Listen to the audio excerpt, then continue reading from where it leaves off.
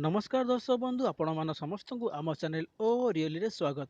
तेज दर्शक बंधु आज भिडियो आम आपन को महाबात्या अम्फान विषय किसी तथ्य देवाई जाऊँ जहाँकि आपण मन बहुत जरूरी अटे। ते भिडियो को आप शेष निश्चित भाव देखूँ एवं भिडियो जब पसंद आसुचे ते भिडियो गोटे लाइक और शेयर करने सहित आम चैनल को सब्सक्राइब करने भूलु ना।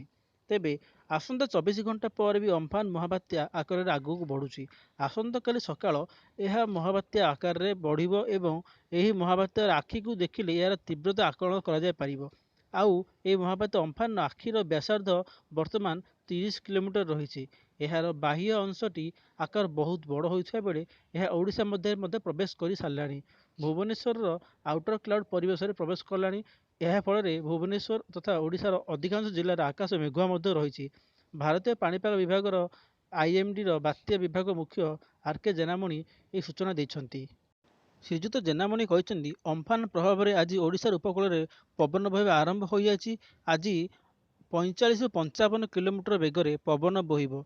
राति घंटा प्रति 75 ରୁ 95 किलोमीटर बेगर पवन बोहिब एवं आसंता काली अर्थात 20 तारीख दिन सका 110 ରୁ 130 किलोमीटर स्पीड रे पवन बोहिब। किंतु यह ओडिशा को एतरा क्षति पहुंचाइब नहीं, कारण यह बात्या बुलबुल परी ताठू आहरी दूर में अतिक्रम कर संभावना रही, जहाँकि पाणीपाग केन्द्र तरफ सूचना मिली। श्री जेनामणि आहरी कहते आज राति गोपालपुर ठारू 210 किलोमीटर पूर्व अम्फान अतिक्रम कर।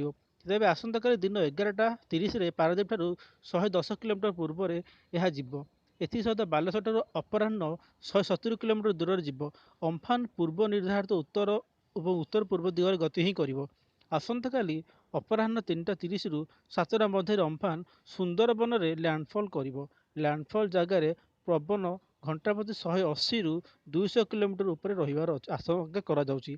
तेबे अम्फान महाबात्या रूप में समुद्र बहुत तीव्र रही। एवं 200 ରୁ 240 किलोमीटर बेगर समुद्र पवन बहिया सहित प्रबल जिले में वर्षा आरंभ हो गला। तेणु मत्स्यजीवी मान कहुई जदि से कौन प्रकार समुद्र कूल अच्छा से दूरे रुहतु और से डंगा और घर जरूरी आसबाबपत्र को नहीं से दूरे रुहतु।